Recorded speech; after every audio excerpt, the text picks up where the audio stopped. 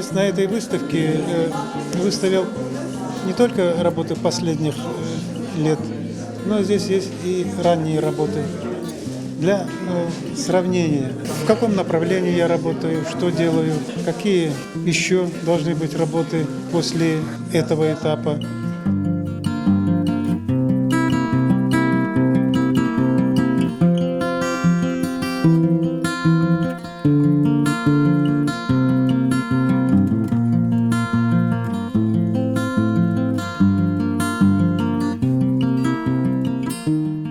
Мудрость, которую вы нам передаете вот таким визуальным образом, я бы хотела, чтобы знали наши дети.